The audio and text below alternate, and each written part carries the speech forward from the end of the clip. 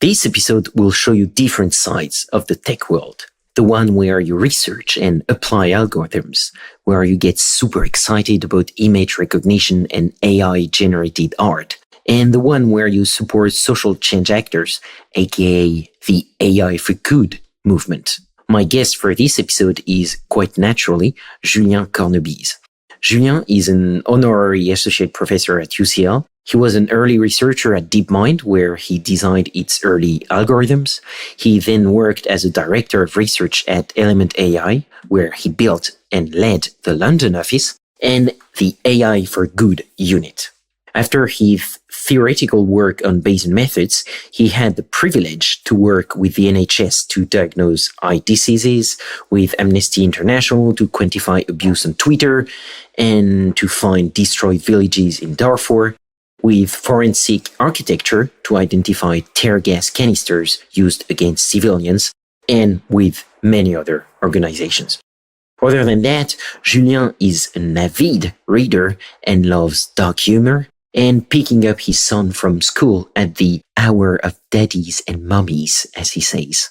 This is Learning Bayesian Statistics, episode 71, recorded September 6, 2022. Welcome to Learning Bayesian Statistics, a fortnightly podcast on Bayesian inference, the methods, the projects, and the people who make it possible. I'm your host, Alex Andorra. You can follow me on Twitter at Alex_Andorra, like the country. For any info about the podcast, learnbayesstats.com is la place to be.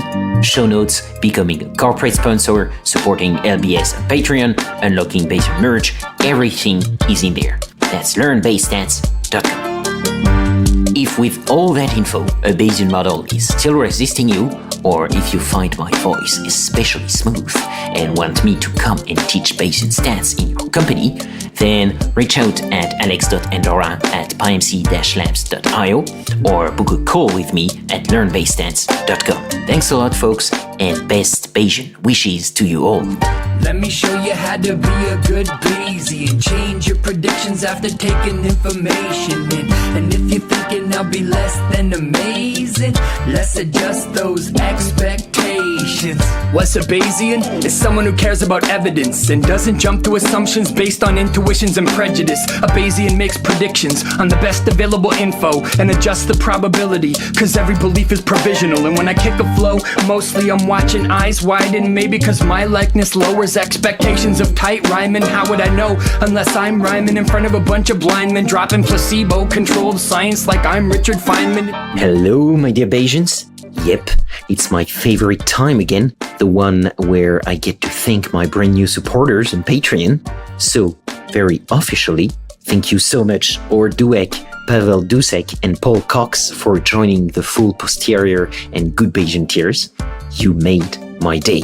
And Paul, make sure to send a picture when you get your exclusive LBS merch. Okay, now let's dive into the science of art generation with Julien Cornebise. Julien Cornebise, bienvenue dans Learning Bayesian Statistics. Merci beaucoup, bonjour à tous, merci de m'avoir ici. So apparently it's an episode in French. I'm sorry, guys. Hi everyone, thanks for having me here today. That was due. Yeah, Julien, thank you so much for taking the time. Very happy to have you on the show. I have so many questions for you. I have the feeling I'm going to learn a lot. So let's dive in. As usual, with your origin story. How did you come to the math and stats worlds? Oh boy, well let me try and live up to the high bar you've set up. Basically, I trained originally as a computer science engineer, a coder. I've been coding since I'm 12. I was into assembly, x86, removing shareware limitations back in high school.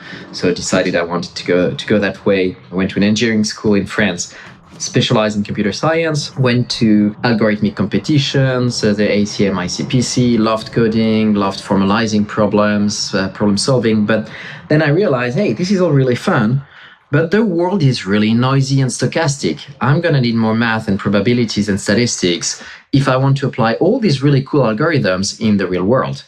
So I decided to, in parallel, do a master in mathematical statistics, which required speeding up on the math a lot. That the year I started coffee, and then followed with a PhD that actually merged my algorithmic side and mathematical side, so computational statistics in sequential Monte Carlo, and that's how I was in the field. So not entirely straight, but not completely sinuous either. Yeah, you are on the side of the people who started coding like extremely early. Not as young as I would have wanted, but it was fun. I like coding, and I keep thinking of math and statistics in mostly algorithmic viewpoint. As a result, that's interesting. Now, I think you're the second French person to come on the show. The first one was Rémi Louf. And he started very early also his programming career. So I kind of feel like the black sheep here. Like I started when I was 27. So, Well, actually, congrats on you. It's much harder to do it that way than when you just thrown in really young. So, yeah, well done. Yeah, thankfully, it's not like, dancing. You can still be a professional programmer if you start at 27. Whereas if you want to be a professional dancer, cannot start at 27. Well, there you're ruining my hopes now. You're breaking my heart, Alexandre. Cool. So that's math, etc. But for Bayesian methods in particular, do you remember how you first got introduced to them? Yeah, actually, it was during university where I got involved in a project with a professor there. We were working on instant coffee and detecting fraud in instant coffee. It was a joint project with Nestlé, food manufacturer, and they were trying to establish norms to detect when instant coffee has been enriched with extra parched or extra sugar. So we had to do a mixture of Gaussians on the population of a bivariate population where you measure the glucose and the xylose content in off-the-shelf, store-bought instant coffee and try to figure out, where is the main mode, which we gather are the honest producers, and where are the other modes, and where do you put the limits to quantify what should be labeled as coffee and what shouldn't. So it was really fun actually to go and take, just a random usual object, put it through math, and discover a lot about the world behind it, of trying to defraud coffee, of trying to, and all that through, a two-dimensional vector and a bunch of Gaussians and Bayesian analysis. Was it in at university, or was it already one of your first jobs? No, it was in university as a side project for fun with a teacher with whom I got along really well. I was like, hey, do you want to collaborate on that? Like, sure, bring it on. Well, that sounds like fun. And then, well, I'm skipping ahead here, but I mean, you've worked at Deepmind for 4 years, and that was in the 2000s, if I remember correctly. Yeah, 2012 I joined, actually. Oh, okay, so 2010s. Damn, we can already say the 2010s. They are done already. We're in the roaring 20s, or the crashing 20s, depends. Yeah, exactly. The sneezing 20s, if you like, because it's more COVID. So yeah, it's basically you worked at Deepmind for 4 years, and in particular, you were focused on health research. I'm curious about that. Like, can you tell us why and how Bayesian stats were helpful here? At Deepmind, yes. So I said 4 years at Deepmind. I joined, we were 36 employees. I was the fifth researcher there, so we were a really tiny startup. And I said 4 years up to, after the Google acquisition. And when I left late 2016, we were 400 employees. The first 2 years, actually, I was in the fundamental research team. I was trying to bring some Bayesian love to convolutional neural networks and to deep learning, try to see if we could, bring some uncertainty measurement there and be a little bit more statistical minded in their approach. And then the Google acquisition went through, and Deepmind founders and I spoke, and now we have the resource to go into healthcare, which is something that was close to my heart. I had done internships and consulting there in vaccine developments and experimental design and sequential experimental design and the like in parallel with my studies. So now we have the resource to go into healthcare, and that's where I transitioned 100% to the applied part to create the Deepmind health research team, and mostly with Veterans Affairs, Deepmind partnership with the Moorfields Eye Hospital, and a few others. What's helpful there's quite a few parts. Obviously, Deepmind is a deep learning and reinforcement learning shop. And Bayesian deep learning it was still a very nascent research field at the time. However, what did carry through, even when not using a formally Bayesian method, was the focus on uncertainty. When you go into healthcare, you have to be extremely aware of the risks and the probabilities of things going well or going wrong. You need to quantify that. You also need to think in terms of decision making. So some of the work we did, decision support to clinicians in ophthalmology, there's a whole matrix where you weigh the different risks and different type of risk, and whether you got it, having a false positive versus having a false negatives, or the different types of degrees of disease, and how much worse one error is than another. And this actually ties back to the very roots of, Bayesian analysis, which is deeply rooted in decision making. I love Jim Berger's book. I had the pleasure once of working in Jim Berger's lab, SAMC, in North Carolina. And Jim Berger has his book from 1989, Statistical Decision Theory, which is extremely Bayesian in its thinking. I think it's probably Bayesian statistical decision theory. If Jim hears it, I hope he forgives me for butchering the name of his book. So yeah, there's very much the same emphasis on thinking about the risk and about the cost of your decisions. And that pervades throughout in healthcare. I can definitely guess that healthcare requires a lot of uncertainty estimation and also probably decision making. And cost functions are extremely important, right? Because if the cost is, someone can die, of course, it's way hard, way higher cost than in most optimization problems that you can have. Absolutely. And you also, even if clinician, when you train on data from clinicians, not all clinicians agree. So there is some disagreement even in the data, even in a supervised training problem. There is uncertainty in the very labels you're getting. How do you handle that? So there's different ways, and for me that's still the very Bayesian way of thinking there. And I like to think, rather than, I did my PhD when the war between Bayesian versus frequencies were still, boiling. I really prefer to think in terms of, hey, it's all thinking in terms of taking a probabilistic view of things. I did my PhD on Bayesian stats, but in a way, I was probably the most frequentist Bayesian in that I was working on Monte Carlo methods and conversion theorems for Monte Carlo methods, which is where you can afford to be entirely frequentist as you're doing central limit theorems on the number of samples you simulate. So I sometimes feel an imposter syndrome of, am I a right Bayesian? Even though I was doing during my PhD, I was actually doing frequentist thinking applied to Bayesian algorithms. So yeah, really think about it in terms of probabilistic view on modeling, on statistics, on algorithms generally. Yeah, and I'm curious, the people you were working with and who were not statisticians, how good of a grasp they had of the probabilistic way of thinking, and I'm curious how intuitive that was for them, or how challenging maybe it was. It was quite fantastic, actually. We were very lucky to work with clinicians. Sorry, you let the gap, you let the hesitations. Sorry, Pierre Skeen from University College London, who's a clinician with a deep interest in machine learning, and he kept asking for more details and understanding more and more. Is the algorithm that we were developing. We're working very closely together to show him every step of, okay, here's what we're developing, here's what it knows, what it doesn't know. He was giving us constant feedback. Oh, that's really exciting. Oh, that part, maybe not that useful. Or, oh, we have this other type of data. Would that be helpful to you?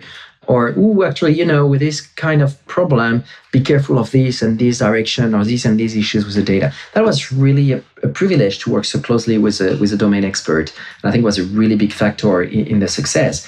Now, to answer your question about how familiar was he with the probabilistic view or the Bayesian view or even the machine learning view, well, it's incredible how much he dove into the topic. He's actually the one who reached out to Deepmind originally saying, hey, I've seen your algorithms out there. We have these problematics here and we have these anonymized data here. Could we do some research together? Is there something we could do there? So great savviness. And of course, he wouldn't follow an equation, at least not when we started together. It's the same way I wouldn't follow, one of the anatomy courses that he was giving there. But his intuition and the natural grasp of uncertainty that he sees every day in diagnosis was, absolutely there. So that was on the part of the clinicians. Mm-hmm. On your part, I'm wondering, during this whole, experience and projects, which, was there a main difficulty that you encountered and what did you learn from it? Let's say the positive side, I learned a lot because there were many opportunities to learn and difficulties encountered. And actually, I could dive into the quality of the data or the absolute imperative for ensuring proper anonymization. But what this really drove home for me is the whole work that goes around the science into having an impact with your study. Back then we were working on this project back in 2015. We knew that this new imagery technique, which is called optical coherence tomography, OCT for short, which is a 3D scan of your eye, for very cheap. The imager goes for 30,000 pounds compared to the millions of pounds that go into a regular MRI scanner, for example. So we knew this would be hitting the high street in every optician or every glass seller everywhere in the country, in the UK and in France. Fast forward 2020, that's indeed the case. You've got in bus stops the advertisement for the local optician, Specsavers, for example, the chain. Hey, come get your OCT there. Getting a 3D image of the back of your eye rather than just a single photography. So we knew this modality was coming. We had the algorithms ready and we developed the algorithms to aid decision and to aid early diagnostics and triage based on this extremely rich new modality of data. But we've got, a Nature paper for that. Hooray, as a researcher, I can tick that box, a Nature paper check. But the reality is that this didn't make it to a product. All these algorithms that we have, they're not used in that optician. Bittersweet in that we don't have the impact that we set out to have originally. And for me, the lesson there really about thinking hard about, what is a organizational environment where you do your work, and what within this organization and with the different players that are involved there, what is a path to actually having your algorithms used by people, and who is in that path, and what are the incentives there? So it's almost as if politics and organizations were important. Who knew? It's really interesting because it's also, the flip side is also that this is also how you get to be able to work on such projects. It's because organizations get created that allow to mobilize talent and resources to get to work on that. And manage to have the visibilities that make people, clinicians, come to you and work on this. That's the flip side there. And learning to navigate that has been a really big lesson for this from this project, and something I keep learning every day. For sure, and I mean that does resonate with my personal experience also, and something that I was interested in when I read about your profile and why I thought it would be interesting to have you on the show is that so you had this focus on health, like AI for health, and then afterwards, after Deepmind, you still focused on AI for good, as we could say. And actually, I think you still work regularly with Amnesty International, and so I was curious because these are fields where the association with statistics doesn't jump to mind. And even to the contrary, I could guess that people not familiar with statistics and modeling, could see that with a negative eye, Mm-hmm. It's like statistics is gonna take the human factor out of everything, things like that I'm sure you hear a lot, as I do. And so can you tell us what that work looks like actually and how that's helpful? Well, absolutely. I mean, First, the term AI for good, we use that because it's what the United Nations use for this whole stream of work. But we've got to be very, very careful about it, because when you say AI for good, you can quickly fall into tech savior syndrome, tech solutionism. Yeah, and also that means that if you don't work in that field, that means you're doing AI for bad. That's a bit weird, Well, the other thing is that AI, machine learning, statistics, any technology, heck, even a stick, is deeply dual use. A stick, you can use it to lever a rock and help your pal that's stuck under it, or you can, hit your pal on the head with that.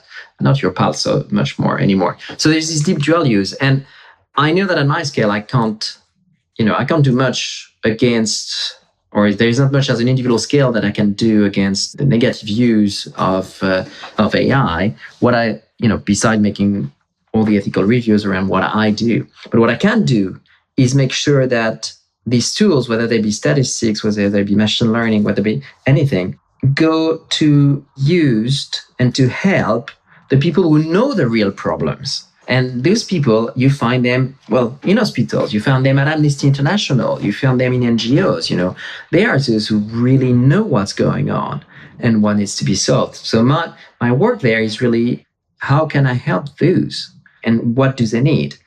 And in the case of Amnesty, how statistics work with Amnesty, Amnesty, they're fantastic campaigners, and they do really amazing qualitative work. They go visit the victims of human rights abuse, they get their stories, they understand the issues, the different incentives. What I provide, and me and others who work with them, is try to provide the quantitative aspect. So one example that is probably the project of my career that I'm the proudest of is the Troll Patrol project with Amnesty, which was to quantify the amount of abuse against women on Twitter, and especially women journalists and politicians. And I worked with human rights experts who had documented, interviewed journalists and politicians for the abuse they were receiving. And we set up a whole study based on crowdsourcing, on getting tweets looked at by thousands of volunteers and labeling them and saying, this is abusive in this specific sense that is defined for the study, whereas this is not abusive but still problematic, or this one is fine. With all these being defined, terms being defined by sociologists working with Amnesty International, and us providing the statistical analysis behind that. How do you even sample that? How do you analyze the result of a crowd? What are the ways you've got to be careful? What are the results, and how much can you trust these results? And adding these numbers behind the story helped characterize the type of abuse they were getting, who it was targeted at. There's a really prominent journalist who then emailed the organizer at Amnesty, said, thank you. Sometimes I don't, there's the obvious violence, direct violence threat, but there's this constant unease on Twitter. And now with the results, I understand why, because there's this level of problematic, aggressive content, but that are not abusive in the strictest sense of the word, as in they don't violate the abusive definition in the Twitter terms of service, but we see the constant barrage there. So all this quantization really helped. And actually, when the report that we released, I think it was the 19th of December 2018, when this report came out from Amnesty with my team, which had both the qualitative and the quantitative aspect, that got in many newspapers, and Twitter got renamed the Harvey Weinstein of social media, and that was in the full beginning of the Me Too movement. And it had for effect to overnight get Twitter stock to crash by $5 billion, 16% loss in Twitter stock price, which again, I'm not there to delete Twitter stock price, that's not what we set out for. And they recovered within a few weeks.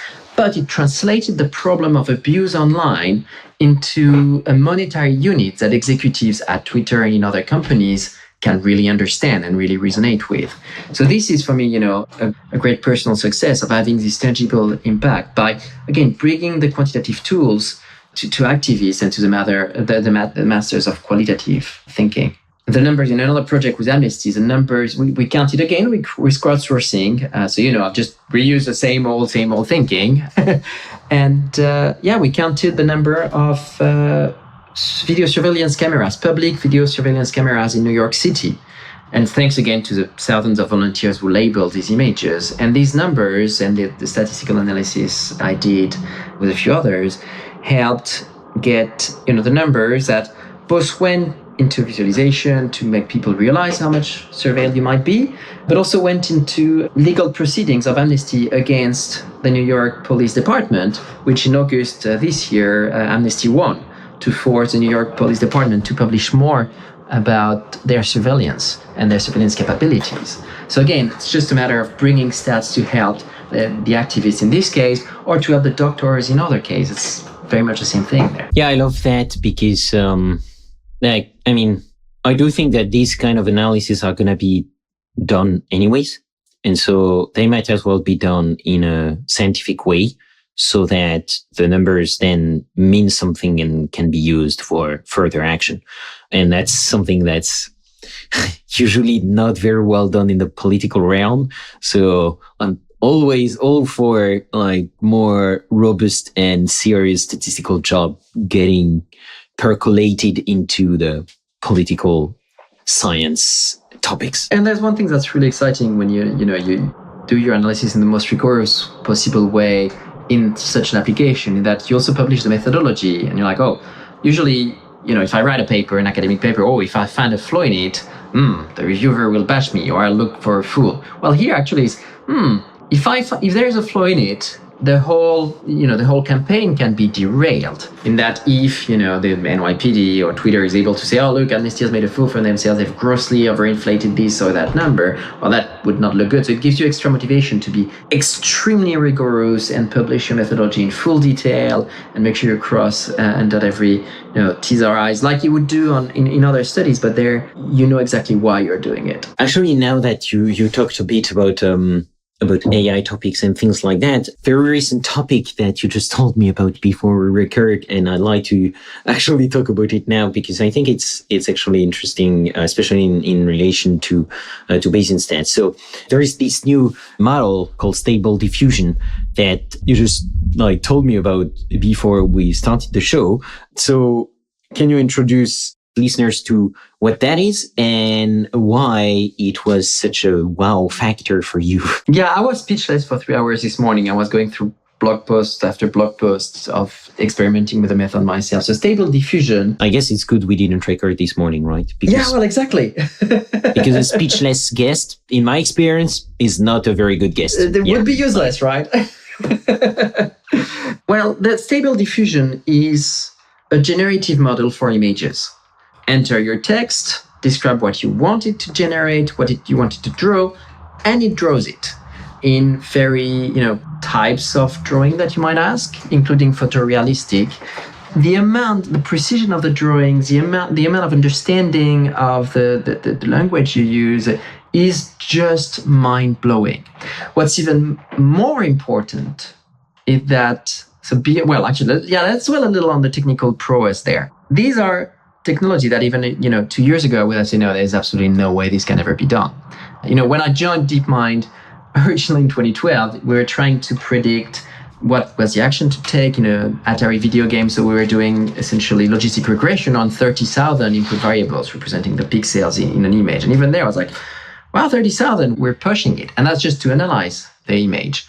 Now we're actually generating full resolution images on completely abstract topics. You can ask it to be, you can be extremely descriptive and say, I want a city in the sky with a beautiful lit starry sky, and the cities must have these buildings, and you can be extremely descriptive like that. Or as I experimented with it, you can just ask something much more abstract, like imagine the most horrific, fear-inducing picture for a human.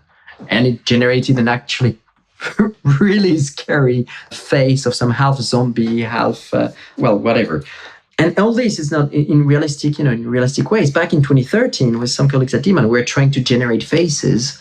Then we were getting a modicum of success on 20 pixel by 20 pixel grayscale sort of faces. And now we have this fully generating, not just of faces, as has been seen in the Gian generative adversarial networks a couple of years ago, but now of full scenes of absolutely any type of description. And I must say, this is not something I would know how to generate with a hierarchical Bayesian model. There is a connection in that oftentimes in Bayesian statistics, we'll write generative models. We'll take a generative approach, describe the mechanism by which a model of the mechanism by which the data might arise. So we are creating new observations. Now, this is it, but without such an explicit model, but just with gigantic, extremely deep neural networks. We're talking, several billions of parameters. So it's not your 20 dimension. I'm starting to be in high dimension, important sampling type studies like I used to do years ago. We're talking inference in a 20 billion parameter space with a lot of optimization at the core. Yeah, so how is that done? Like, you looked a bit into that. Like, I started to. Can you tell the listeners, like basically what's the difference with the classic Bayesian models, for instance, that people are used to? And basically how is that done? You said it's a deep neural network, something like that. So, and this is how we turned the podcast into a 20-hour Coursera course. Brace yourselves. Yeah, well, in a nutshell, in deep learning generally, there is a move away from having an explicit models with explicit unknowns and more towards here's a massive stack of operations, matrix operations, nonlinearity, and keep iterating. With, in a few cases, a bit of inductive bias, which is fancy for saying, we inject a little bit of what we know of the real world. So in a convolutional neural network working with image, we inject a little bit of notion of locality, but not that much really. And then we just optimize to minimize a certain loss, let's say the L2 loss, between your examples and your reproductions. And now that's exactly what you do. You put the text in the form of embeddings, representation, a vector representation of your text. That's on the input. At the output, you've got the image, and you try to just have this gigantic series of operations, which are parameterized by weights. We're talking billions of weights.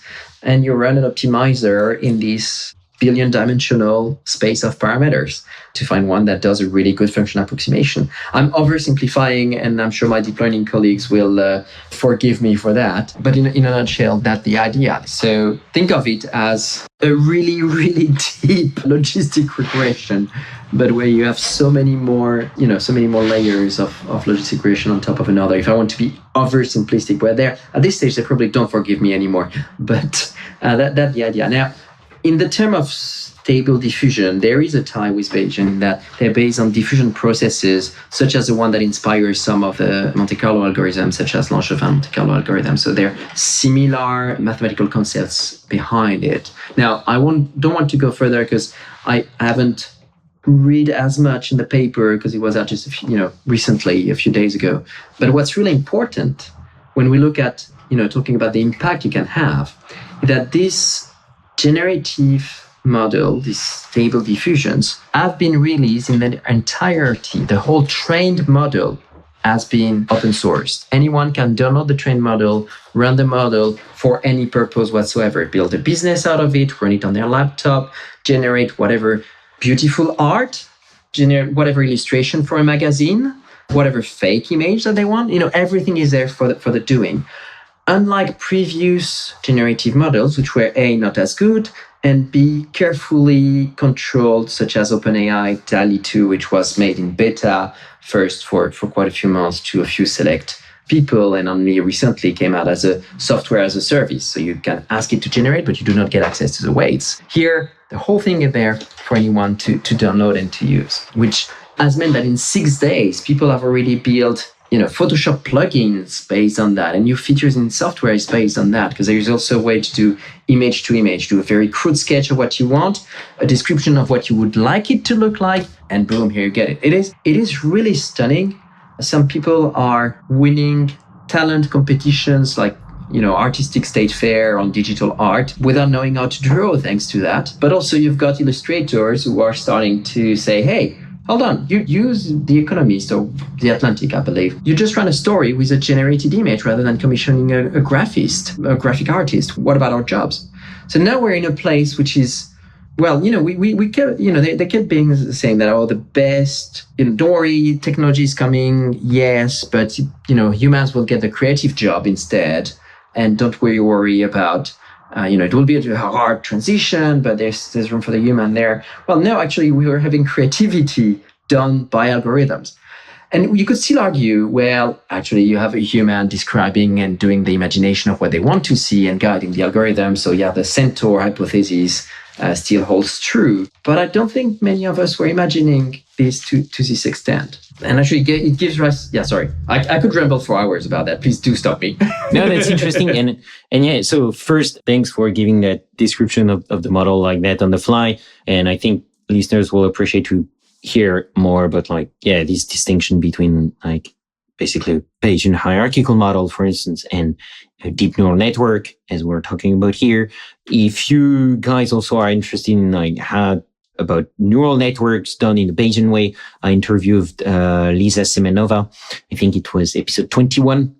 Very good episode. We talked about also GPs, because it turns out GPs and neural networks are related. And it seems to be a law of the universe. In the end, everything is a GP. And so I'll put a link to in the show notes about to this episode. Yeah, so thanks for that. And yeah, in general, I'm curious about what you think these changes. You talked a bit about that, from a societal standpoint. And I find that super interesting because with technology, there is always, a voice in the back of my head when I hear people making huge, predictions about what this will change, especially when it's it will, jobs will be automated, but creative jobs are okay, blah, blah, blah. I'm yeah, we don't really know that. It's just the history of technology is very hard to predict, It's a bit like a financial crisis, right? There will be one, but you don't know where and you don't know why. Mm-hmm. So yeah, you talked about that a bit already. And also from a statistical perspective, I'm interested here in your mathematical and statistical background. What do you think that could change for the modeling perspective, the modeling part? Do you think that means the structured models will become less important and it will be more that kind of very free models in a way? Or do you think both will actually work together, or that they actually answer different needs? As a good Bayesian, I'll tell you that I know that I don't know. My posterior is extremely, extremely vague, posterior distribution. So I'll be careful about doing big prediction. I can speak about what I observe already, which is that deep learning requires, at the moment, a huge amount of data. You could imagine generative models for proteins, for observation, say for coffee, level of xylose and glucose, to go back to our original discussion. But there's not that much data to train on. And we're talking here hundreds of millions of images to train on to get this kind of models. Or more, actually, I should check the numbers. So forgive me for the inaccuracy, but we're in this order of magnitude, maybe up to a factor of 10. It's a really, really, really large data set, which we don't have in other fields. So there is a huge amount of fields where we can't apply these methods at the moment. There is a strong advocacy for trying to go towards more data efficiency. And that can be done in several ways, some which mean incorporating more structure, known structure about the problem into the modeling phase. And one of the best ways to do that is precisely through hierarchical models or explicit modeling. So in a way, that's where there is an ample room to work, is when you have much more tailored and smaller data regime. It's also when you want to have a clear, we were talking about safety and quantization of uncertainty. If you want to have some measure of how much uncertainty you have, it's at the moment still harder to do with neural nets, if only because we don't know what are the failure modes. Deep learning is being very empirical about these gigantic beasts that we train. I think this model took something like $600,000 to train, which is still rather small, surprisingly, compared to other models. But, $600,000 of compute is not something you can, let's sample it 10 times to get a lot of different outputs. You can, but it depends on your bank account, I guess. Yeah, exactly. Well, if you were to tell me that I can, I'm going to check my bank account real quick, because you seem to think that I don't. But yeah, so there's a much more empirical approach. The mathematical analysis is also much harder. There's no convergent theorems on neural nets. And heck, I used to be, that's not proper. Well, heck, I'm saying that works. We just can't quantify how much it works. And, if it works, don't diss it. It does things that I would not know how to do, but that means we don't know how to quantify the limits of it and the risks we are taking with them. So there will be some need for very critical thinking around these models. And I don't know, I'm sure some of your listeners are aware of, for example, the fiasco around Timnit Gebru being fired from Google last year, precisely for criticizing and studying closely the limits of large language models, of which Stable Diffusion is a kind of offshoot. So it is a very touchy topic, and that's where we go back again to the deep link between our technology, what we do as statisticians, and how it gets used and what it gets used for and who uses it and who owns it. And for me, that is really the key. And I'd rather do a model that's owned by Amnesty International than owned by a large organization whose priorities can change over time and whose incentives are not necessarily aligned with that of the general, unless it's a general common good. That's where it gets really, really important. And I believe that as scientists, as statisticians, that we have a responsibility for our tools, for how they're used. And we have a duty to think about, hey, what could go wrong, if it's being used? And of course, with what could go wrong, you might never work or anything. So there's a balance there, but you have a duty to ask at least yourself the questions. Yeah, it's super interesting. And so for listeners, I put into the show notes the blog post you sent me about Stable Diffusion that explains and goes into the details of the model, and people can try. Yeah, Simon Willison blog post is really eye-opening, and do follow the links in there towards a lot of examples of the use of Stable Diffusion. Funny thing, actually, we're seeing, from a technical point of view, we're seeing the rise of prompt engineering. There's a whole field now of in which words do you formulate your request so that your model gives you the most pretty output, which is something I would never have imagined. This is purely how, what text do you give? Yeah. Sounds like choosing your priors. Yeah, yes, but with even less math in it. So, okay, I'm like, why did I go through all these years of learning math to get there? But you know what? It works, so don't knock it. It's quite remarkable. It's at the same time, it feels weird because we make models that we then have to learn how to use. Isn't that supposed to be the other way around? Like we build it, therefore we know how it works? Well, not quite anymore. I find that absolutely fascinating, if a little scary. Yeah. And that makes me think that'd be awesome to choose your priors like that. Like, imagine you could prompt, and you could be like instead of saying, I want a normal distribution with mu equals 2 and sigma equals 10, which you understand, I understand, but non-statisticians don't. Imagine you could prompt business people and they could say, well, I want a distribution who looks like, a bell curve, and usually it's around 2 and it can go up to that number. And then the computer could tell you, okay, so you want a normal distribution, mu equals 2, sigma equals 10. Automated prior elicitation. Yeah, I love that.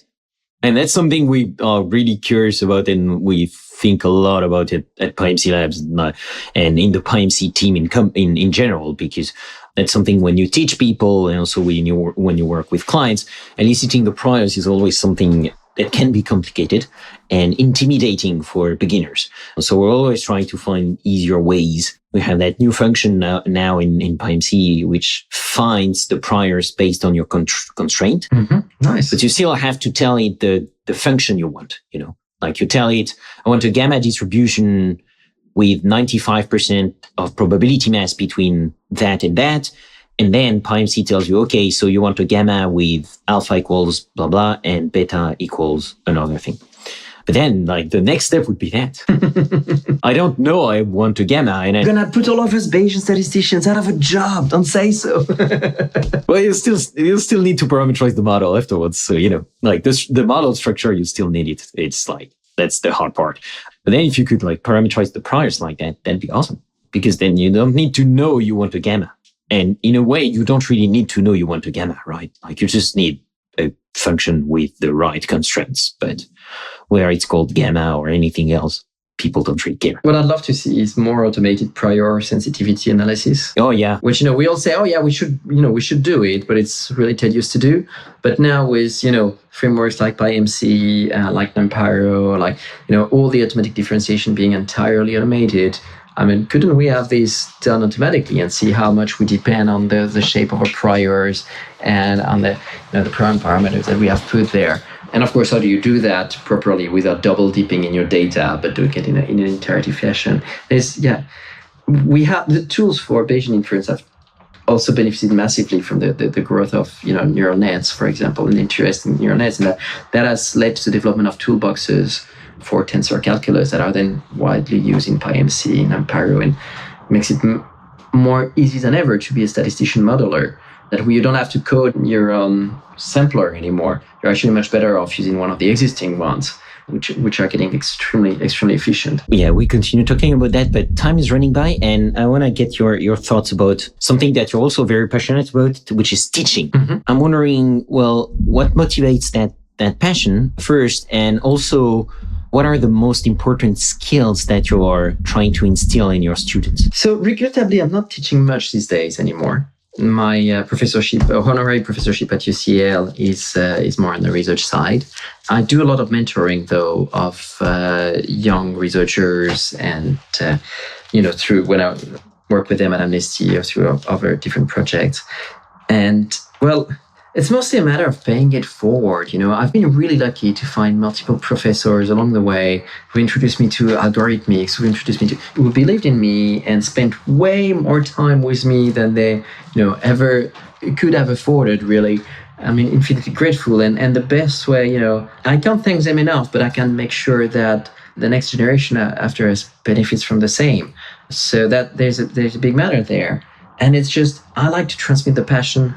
I like to, that they see the light up of, oh yeah, that is a really nice trick. The realization on that. That's something I really enjoy. Yeah, and I definitely agree. Like, having passionate professors is one of the best things that can happen to you. Like, having that passion inside you really helps people. Well, get more passionate about that and see that, again, as I always say, science is done by people, and it's inherently human, contrary to like what a lot of people tell you and think. So yeah, like, that's awesome. And so, talking about people, I was asking you, like, what are the main skills that you're trying to instill in your students? Ability to go and fetch information from multiple different sources, multiple different angles really quickly. Get to the core of it. I mean, I always remember when my PhD advisor just took a paper and scanned through it in 30 seconds to get the point, because he was just jumping from equation to equation and ignoring the text around. And well, that seemed like wow, what happened there? But it's mostly because, he had read tons of papers in the domains and knew how to read really quickly in that sense, in the sense of parsing the content, extracting the information really quickly. And when you get to do that, and, not being intimidated by X or Y paper, or not being over focused on one single paper, or one, go cross-reference the document, the information from different angles. And that is how you get, you get to really learn by yourself then. I can, as a teacher, I can show you that some things exist. I introduce you to a field, but, up to you to run into it and go completely wild exploring it. And if you know how to quickly scan for information, quickly find, then you'll run all the fastest and explore the deeper. For sure, that would have impressed me too, like going through a paper in 30 seconds. Yeah, I was blown away, but yeah, and then funnily enough, just a couple of years ago, someone sent me a paper and I was like, okay, yeah, no. I quickly scanned through it and I was like, yeah, no, it's worth digging into it deeper. So how did you assess a paper in 30 seconds? No, I didn't read it entirely in 30 seconds, nor did I understand it in 30 seconds. But by then, you know enough to realize, okay, is this good quality? Does it have the different markings of, okay, it looks like someone who knows what they're doing, worth digging into it. And it's when she told me, well, how do you do that? I remember that professor. And it's just, it's just a skill that you acquire really quickly, even during a PhD, or when you just go and dive and learn to scan, see enough of them, and it'll come pretty quickly. If we go a bit more practical, like, do you have any practical advice for, like, on what to do and what not to do for people who would like to start a career in this field of AI, machine learning, or Bayesian stats? I would go for, well, there's many. I don't want to sound like an old fart, and honestly, the field is very different now than when I started. When I started, machine learning conferences were 400 people. Now we have 20,000 attendees and a lottery to be able to get in. my advice might be somewhat old school in that sense. I think generally I find it extremely good for people who like to experiment by themselves a lot. It's something that you can do in any computational angle. You try it, you see if it crashes. That is much harder to do in, say, theorem proving, where, actually now there are some ways to verify automatically proof, but they're not within easy reach. So you don't see your algorithm crashing there live. So a lot of experimenting by yourself or with friends, but actually coding it. A lot of serendipity in that field. The other thing is that with statistics and with machine learning, there are so many different places to apply it that you will be bound to find places if you let the serendipity happen. I mean, how did I get to work with Amnesty? Hey, a friend told me, hey, I hear you're leaving Deepmind and that you wanted to work with NGOs. There's a meetup on Tuesday happening with some NGO that's presenting. You should maybe go have a look. And wow, there was Milena Marin from Amnesty, head of the Decoders project, their crowdsourcing, was presenting what they do. And I realized, you've got data. You have an expert that has trained a crowd to do a task. Maybe the crowd can train a neural net. Maybe I can help. I've got time and skills. So just went to chat with her at the end. Like, serendipity plays a huge role. Now, I say that, but I realize that I'm extremely privileged I live in a big city. I'm a white male in my 30s. I had time at that moment, all conditions that make my advice possibly not as general as I wish it could be. But yeah, the core is, try these methods by yourself. Don't hesitate to go and make it crash and get information, search for information everywhere. Just read a lot, play a lot with it. That would be, and don't hesitate to ask. I mean, the other thing, here's one key advice actually, is don't be impressed. Remember that the person in front of you who seems like an old professor who knows a lot of stuff or a super expert actually probably deep down feels a very strong dose of imposter syndrome. Or if they don't, it might be because let me put it this way. Having imposter syndrome for me is a mark of someone who actually knows what they're doing, because that also means that they know that there's a lot they don't know. And so, realize that the person you're seeing speaking, they're speaking on their topic of choice and they're the precise expert. But when they hear you speaking about what you do, they're probably equally lost. Or they were when, they were at your stage. So don't hesitate to go and speak and find the people. Some will brush you off. Some will actually really want to share their knowledge and will remember being in your shoes. And go for that. I completely agree, and that totally resonates with me. And that's actually an advice that I give all the time to people. That's what I did. And I think it's both very efficient and also very rewarding. The one thing I would say, though, is that if you are an airplane pilot, aspiring to be an airplane pilot, just go for it and don't be afraid to make it crash is not a good career advice. Please do not do that. Well, and that's why, you experiment in, this the same way. There's all this discussion again about social impact around move fast and break things, which that's why you want to make sure where you apply it exactly. So know that you're in training. Pick the place where you crash. Do that on the simulator. Okay, so actually I'm curious. This is a topic I really love talking about, and about science communication and how to help the general public understand more about scientific methods. And it seems like you do that a lot. So I'm curious, from your experience, what do you think are the best ways to communicate about science and scientific reasoning? Well, I have no clue what the best way is. There are masterful, presenters of science out there. I'm thinking David Sridhar, for example, an epidemiologist in the UK during COVID, made a masterful example of communicating. You look at David Spiegelhalter, a big Bayesian statistician himself, he's professor of the understanding of it. He's amazing. He's just, and he's one of the best scientific communicators I've ever met. So I don't know that I have the best way. What I do have is seen a few things that worked when I presented them, which is first the passion. It's really about that. Be passionate. Tell a story that you feel strongly about. I used to do slides with a lot of math in it and a lot of equations. And, as a junior, I felt like, I need to impress.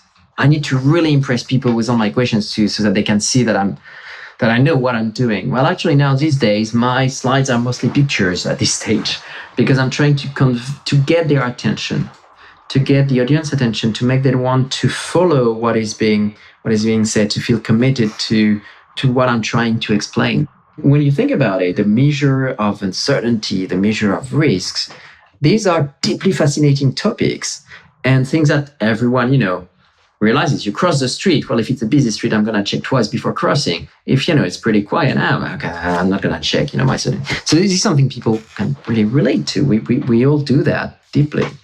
If I present it in the way of math, I need the math to make sure of what I'm doing. I need the math to build it, but to communicate it, I almost need to, if I tell them, there's a lot of math there, they're going to be scared. The math formalizes intuition. Some of the best, even scientific tools I went through had this professor who made you go through these really intricate formulas as if they were nothing. And you went through the talk with him, you're like, I followed every step. Well, you went home, you realized, I think he skipped a few that I really can't figure out. But at the moment, it was really clear. So, and when it's for a general audience, don't dumb it down, because people, know if you're being dumb, you're not carrying the real intent. But share the passion and share the story. Storytelling is extremely important there, and that's what you want to get through. And if someone wants a mathematical detail and is curious to know more, open the door at the end. Say, really always happy to discuss about the more technical details and point you in the right directions. But you need that story first and foremost. And for that, capture the audience by being passionate. And they'll forgive any blunder you might make or an imperfection in your slide or whatnot. Go for the passion. Completely agree. And that's something I talked about already quite a lot on the podcast, so I'm not going to reiterate. But for people, episode 50 was with David Spiegelhalter. So I put that in the show notes if you want to listen or re-listen to it. Also in episode 67, David Kipping was here. He has a fantastic YouTube channel about astrophysics and cosmology and probability of life in the universe, things like that. And the episode was really awesome. So I put that in the show notes also, because we talked about exactly that kind of things, like basically telling a story about science and making sure that people know that it's a human story. It's not something that comes out of nowhere with just dry equations.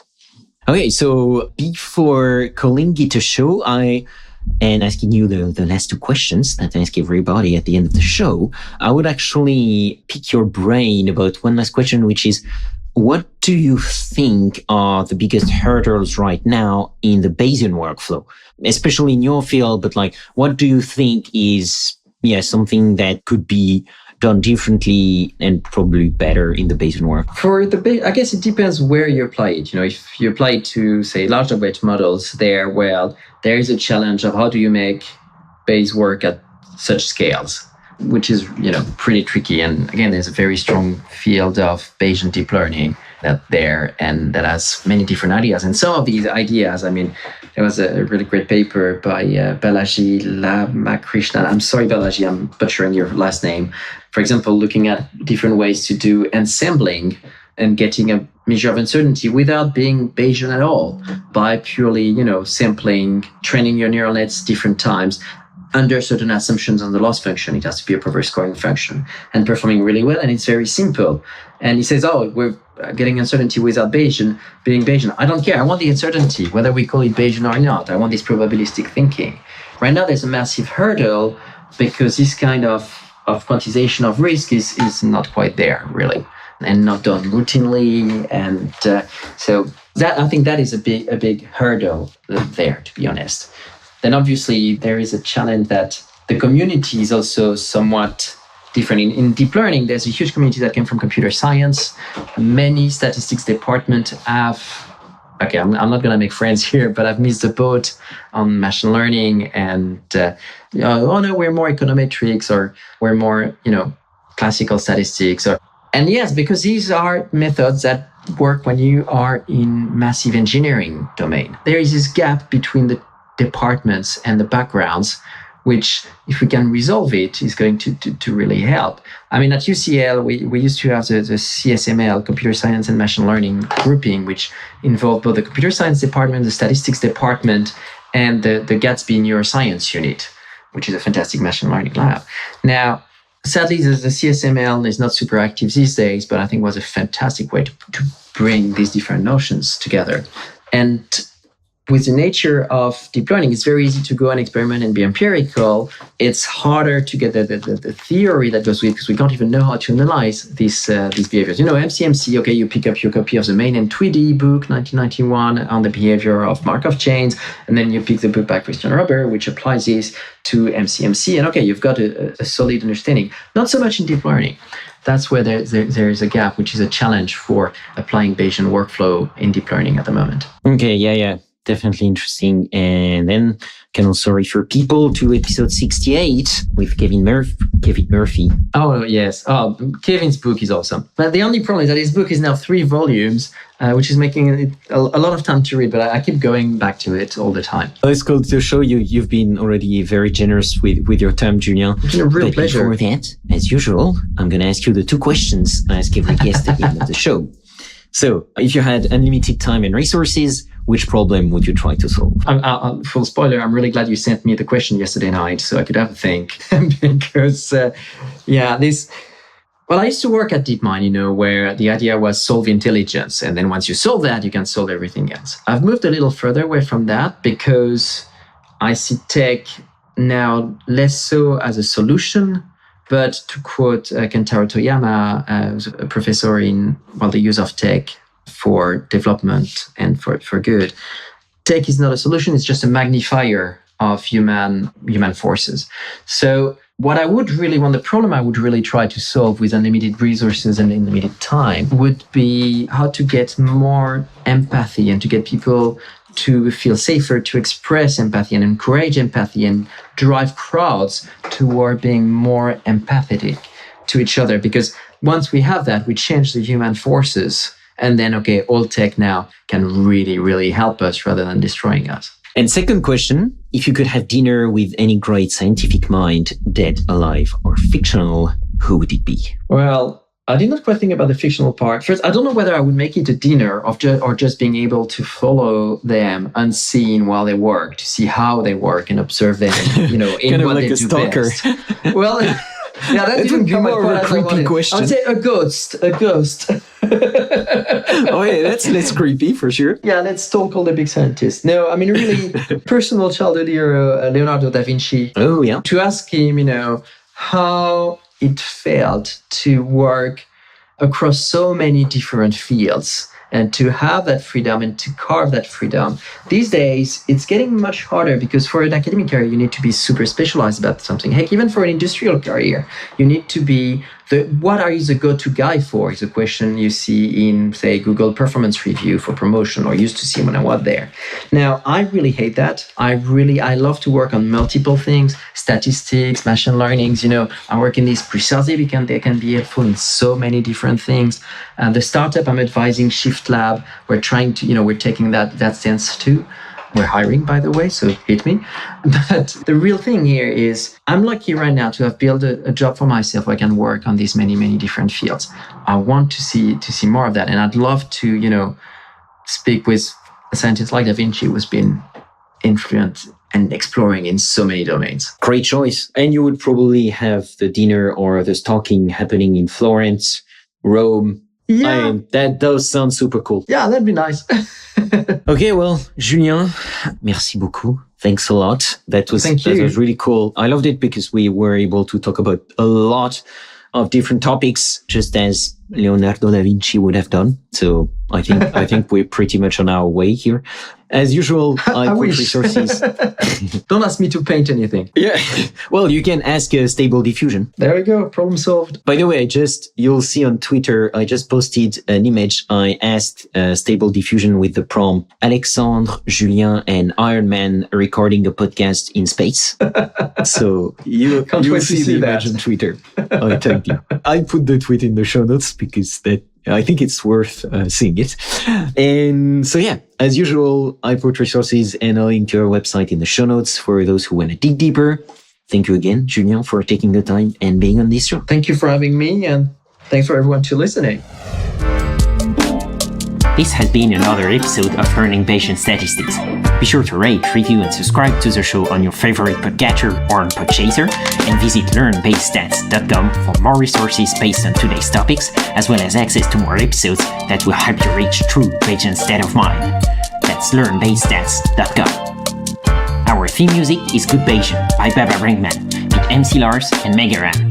Check out his awesome work at bababrinkman.com. I'm your host, Alex Andorra. You can follow me on Twitter at Alex_Andorra, like the country. You can support the show and unlock exclusive benefits by visiting patreon.com/learnbayesstats. Thanks so much for listening and for your support. You're truly a good Bayesian. Change your predictions after taking information in. And if you're thinking I'll be less than amazing, let's adjust those expectations. Let me show you how to be a good Bayesian. Change calculations after taking fresh data in. Those predictions that your brain is making, let's get them on a solid foundation.